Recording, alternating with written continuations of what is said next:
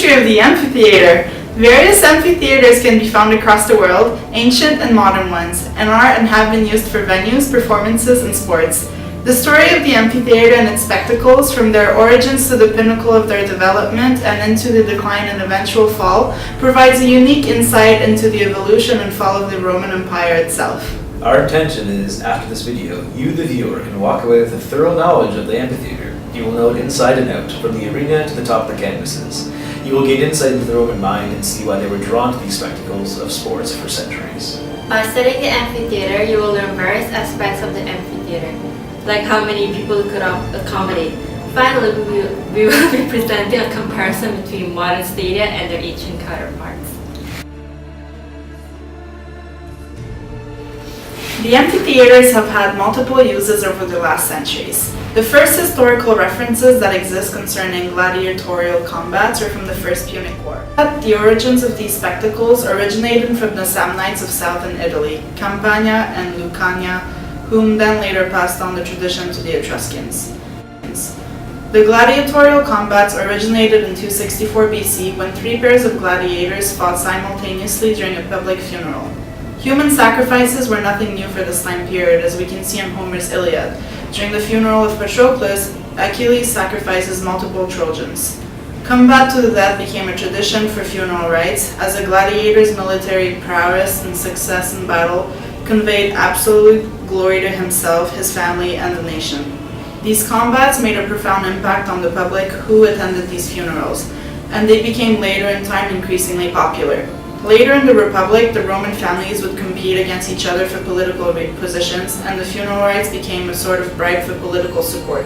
The funeral spectacles skyrocketed in popularity, and the number of gladiators increased tremendously. The demand for well-trained gladiators increased, and training schools and barracks were created to train men into professional gladiators. The gladiators were usually chosen from the slave population of the empire. There were many famous gladiators, such as the gladiator Spartacus, who led a slave revolt against his master. Julius Caesar established his own training school and was considered the best showman in his organization for his mass spectacles. The era transitioned from religious rites to a popular entertainment of exploitation, where votes were being given to the politicians who could organize and deliver the best spectacle. Athletic competitions and dramatic performances were part of the ancient Greek culture. The Romans, who inherited the gladiatorial combats from the Etruscans, however, needed theaters and stadia to stage these events. The Greek buildings were carved out of hillsides, but the Romans decided to build their own facilities, so they created great vaulted structures to create a slope needed for spectator seating. According to Pliny the Elder, the amphitheater was invented in Rome around 53 or 52 BC. But although Pompey was presented with a building of such kind also by the Duoviri Quinquennales, Gaius Quinticus Valdes, and Marcus Porcius in 70 or 65 BC. The building in Pompey was first called a spectacula, meaning a place from which all points were visible. It is not until later when the word amphitheater appeared during the Augustan period before 2 BC. Besides the amphitheater in Pompeii, the oldest ones are found in Campania. Only a few of these are known, discovered when constructions were being done over it, but not enough of the structure is left to reconstruct it. The amphitheaters in Capua, Liternum, and Cumae are dated back to the end of the 2nd century BC, and the amphitheaters in Avella, Cales, Pozzuoli, and Tilisi are dated from the first half of the following century.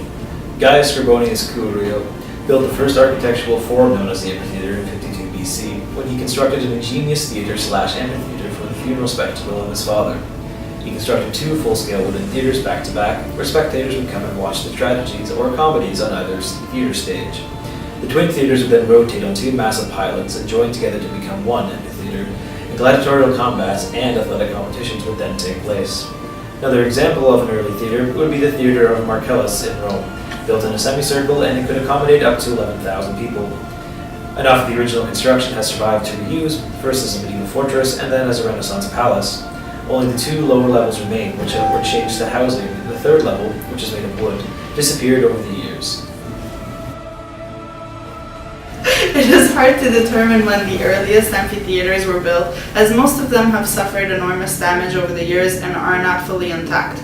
The design of theaters undoubtedly inspired that of amphitheaters, which were circular and oval plane, with raked seating on all sides. Having said that, there is one amphitheater that is well preserved and well published even today, that of Pompeii.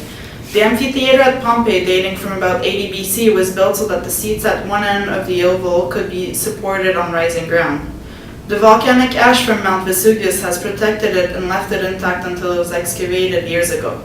The amphitheater at Pompeii has been frozen in time for the past 2,000 years or so. The city of Pompeii had done without an amphitheater for years. However, the cities around Campania had started building or had already built amphitheaters, and so Pompeii had to have the prestige monument just to keep up with the competition. It was intended as a place to go and be seen. By studying the amount of people an amphitheater can accommodate, the term locus was used in a study on the Colosseum, where Holston translated the term as measurement of a foot rather than a seat. But in other studies, the two terms may be overlapping, and a seat is indeed about a foot in length. Some measurements were done, and a seat at an ancient venue was about 40 centimeters. However, there are other documentation, such as in the Theater of Dionysus in Athens, that has seats that were about 33 centimeters. So with the difference in seat spaces in different amphitheaters, it is not certain how many seats there were available for each of the amphitheaters. So even with the written records available, the space of the theater and the seat size is still measured differently. Also, not everyone is allowed in amphitheaters based on the status they have. Women, prepubescent boys, foreigners, and slaves were not allowed to attend events that were held there.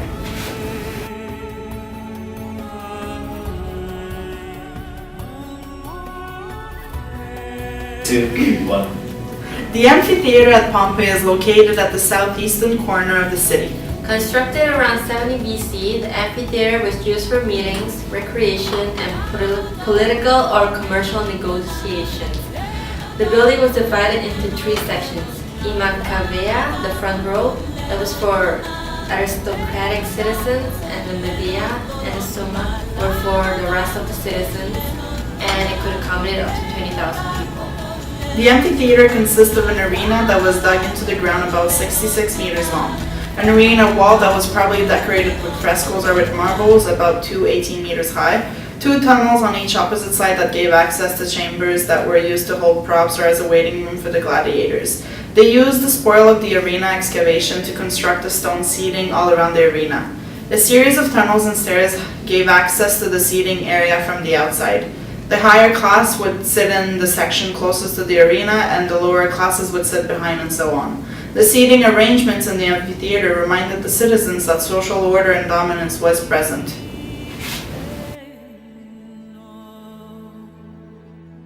Milan and Venice in Italy. It still provides an impressive reminder of its former glory and importance. It is one of the few well-surviving amphitheaters of northern Italy.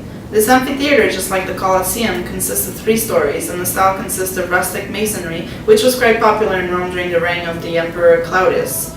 It is the earliest record of Roman numerals being used above the arches to indicate where someone's seat would be. It had sophisticated passageways and stairways that guided spectators from the exterior of the monument to their seats inside. The amphitheater was able to seat around 38,000 spectators. The arena held a large shallow basin fed by a branch of aqueducts that entered the amphitheater beneath the northern entrance passageway. No one knows for sure what went on in the basin. It could have been used as a play where there would be a small rowboat imitating a Roman naval ship, or it could have been used with people on rowboats fishing or hunting, or gladiators engaging in combat. The amphitheater held gladiatorial barracks that no longer exist, but traces of an inscription The amphitheater held gladiatorial barracks that no longer exist, but traces of an inscription found states that there were some.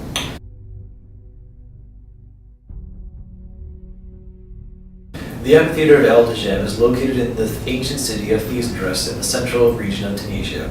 There's actually a smaller amphitheater in the city that could accommodate around 9,000 spectators. It was pretty rare to have more than one amphitheater in a town, apart from large cities like Capua or Rome. We are not too sure when the amphitheatres were built exactly, but if the smaller one was the product of municipal construction projects of the Roman veteran colony, then the larger one may have represented the fruits of the liberality of either a united community or the now dominant native municipality. Various inscriptions in the amphitheatre suggest that it had played a major role in the distribution of wild beasts and the organization of hunters across North Africa. Next to the Colosseum, the El de Gem is one of the best preserved amphitheatres in the Roman world. The Colosseum at Amphitheatres provided seating that allowed the incorporation of 4 seating sections, whereas the Colosseum in Rome only provided 3.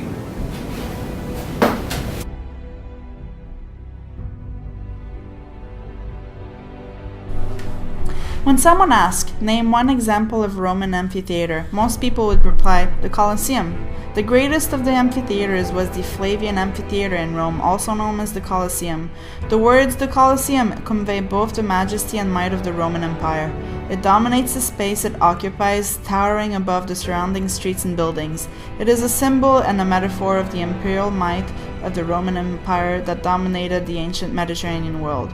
While stands the Colosseum, Rome stands. When Rome falls, so falls the world, were the words of the 8th century AD Venerable BD. The Colosseum is the largest and most famous amphitheater in the Roman world. Construction was started by Emperor Vespasian in 72 AD and finished by his son Titus in 80 AD. The original name of this amphitheater, which can be found in literary, epigraphic, and ethnographic sources, was Amphitheatro or Amphitheatro Caesar, which means Imperial Amphitheater. The Colosseum can seat up to 55,000 people and they were seated in the The monument was the showpiece of the new Flavian dynasty of emperors. It was the largest stone amphitheater in the world and was designed to impress onlookers with the power, worth, and beneficence of the Flavian dynasty. The building's plan is the familiar oval shape and its structure. The building's plan is the familiar oval shape, and its structure is modeled on that of the theater of Marcellus. But the difference here is the size it holds. It holds seat for around 50,000 people in a continuously rising tier with an additional seating band above. Apart from the last level, which was wood, every other level was masonry and a combination of cut stones and concrete resting on carefully placed foundations. Under the seating was a network of structural supports, ramps, stairways, and tunnels to accommodate the crowds of people coming to attend a spectacle. It is quite obvious in the design of any Roman amphitheatre what purpose they served. They were the tool that the Roman state used to tune in their citizens into the blood spectacle that went on across the empire. This spectacle served many purposes and had its foundations not only in amusement, but in religious rituals. These centers of blood sport have persisted into the modern era, and it is clear why. People thirst for blood and violence and for an outlet of frustration and stress. The space of the amphitheater is a multifaceted one. Unlike the design of a theater in the Greek style, which allows the audience and the stage to be almost blended into one, the amphitheater's space is divided. The arena is divided from the cavea by the podium. This creates a spectacle atmosphere that was exploited by those who would host the games. But the amphitheaters were not only home to gladiatorial fights. The Roman historian Cassius Dio goes on in great detail of the spectacles of the inaugural games of Titus in 80 AD. He goes on to say, there was a battle between cranes and almost between 4 elephants. Animals both tame and wild were slain in the number of 9,000. But the arena was not limited to scenes of slaughter on soil, for as Dio goes on to describe, Titus suddenly filled this same arena with water and brought in horses and bulls and some other domesticated animals that had been taught to behave in the same liquid element just as on land.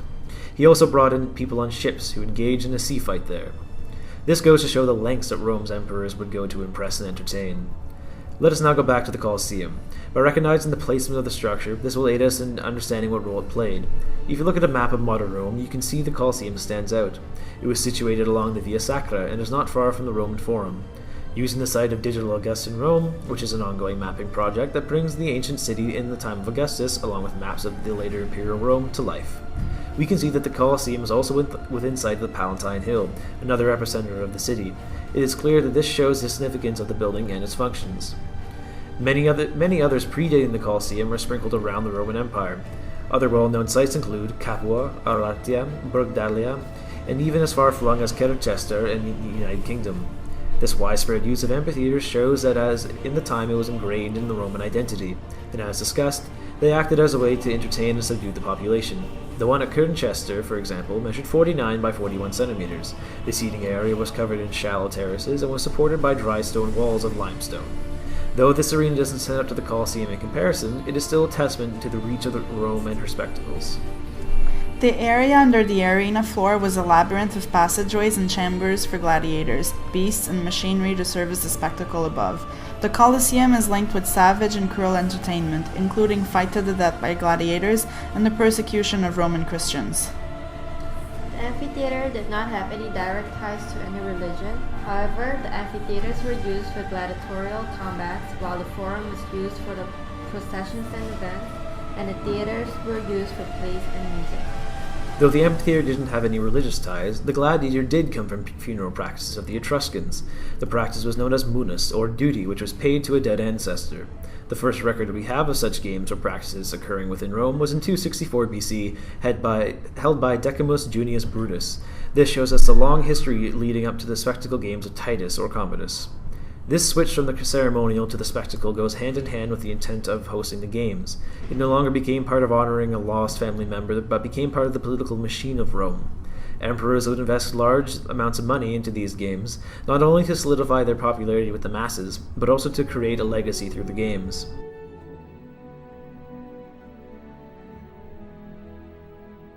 As said before, the spectacles of the arena were not limited just to Rome or Italy.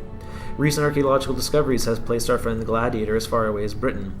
In 2010, excavations in York in the United Kingdom unearthed the discovery of over 80 skeletal remains.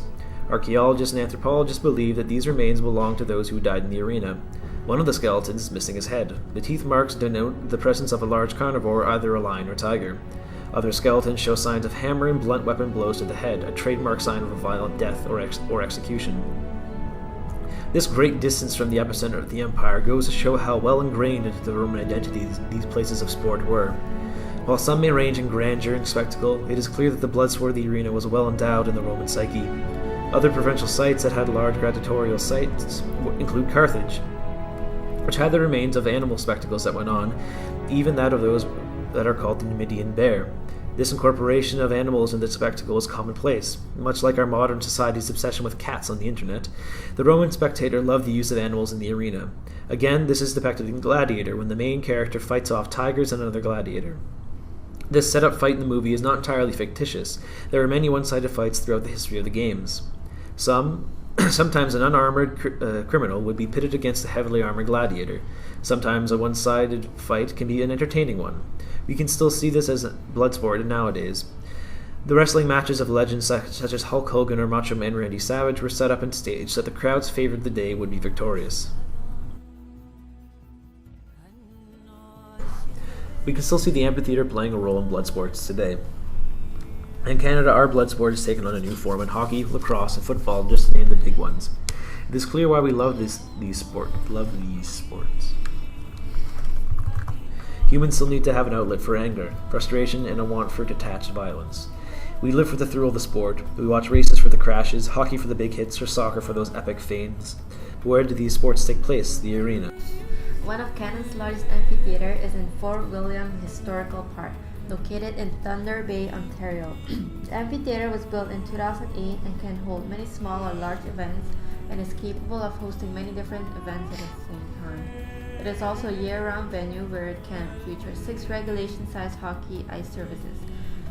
The amphitheater can accommodate up to 50,000 people. The Molson Canadian Amphitheater is located in Toronto, Ontario, where the Ontario Place Forum was located formerly. It was opened in 1995, and Bryan Adams gave an unforgettable opening for the amphitheater. The amphitheater can accommodate around 16,000 people, in which it is divided into different sections. In different sections. The high covered roof covers about 5,500 seats, 3,500 seats under the open sky, and 7,000 seats on the grass wall.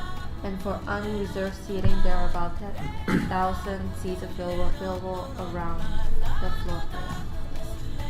San Manuel Amphitheater is the largest outdoor venue located in the United States of America. It was built in 1982 and has about 10,900 designated seats available. and the lawn can accommodate 54,100 people, making it a total of 65,000. In Ottawa, we have many sports arenas: Walter Baker, Sportsplex, Sunplex, but the most well-known is the Canadian Tire Centre. The arena is home to the Ottawa Senators, a coincidentally team name for our discussion. Many aspects of this modern arena draw from the Roman tradition. In the Colosseum, we can see that there is a private box for the host, most times being the emperor. This feature is still clearly present in modern sports arenas in the form of private boxes. They are closed-off seating rooms complete with private catering and bathroom facilities. As you travel higher up into the nosebleed section, the price of the tickets go down and the view becomes worse and worse. The Romans would have suffered from similar qualms with their seats, though thankfully our modern hockey fans have a jumbotron to aid in their viewing experience. Another similar aspect of both modern and ancient arenas cannot be easily seen. This is the psychological aspect that is at play. Imagine yourself in the scene from Gladiator when the fighters are preparing to enter the arena. They are under the stands, the sound of the crowd pounding overhead. Imagine what anxiety and adrenaline this would bring upon the fighters. Thousands of bloodthirsty spectators waiting above for you to entertain them with iron and blood. But we don't have to imagine, for anyone who has played minor hockey or lacrosse has experienced this. The mental state of a gladiator about to face a lion versus a sixth grader about to face the team from the town over might not be the same, but they are similar. This ties into the psychological setting that these places created and continue to create. I've been to several theaters in Italy and I have always been in awe when there. When you sit at the top of the theater and look right across the stage. That's fine. The scenery behind the stage is incredible. Whether it was the theater in Pompeii, in Taormina City, in Rome, in Catania, underground and above ground, the scenic view was astonishing. I find it extremely interesting that even in modern days, we have adapted the same concept. If you take the little theater in the Preen Point, for example, it gives us an incredible view of Parliament Hill in Ottawa.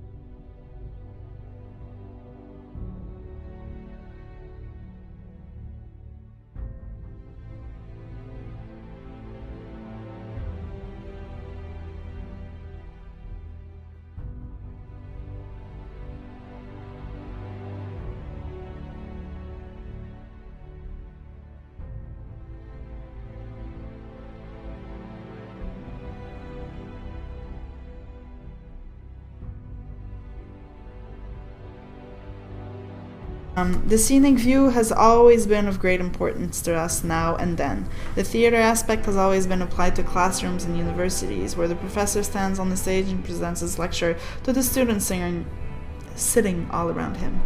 At Carleton University, we also have a mini theater outside of Patterson Hall and Sutton Hall, where classes are sometimes held during the summer, or plays or friends hanging out. Parks around the city, such as in Strathcona Park, which hold many plays throughout the warmer seasons. Though these types of theaters are much more prevalent in the city, it is the amphitheater that functions like the Romans did.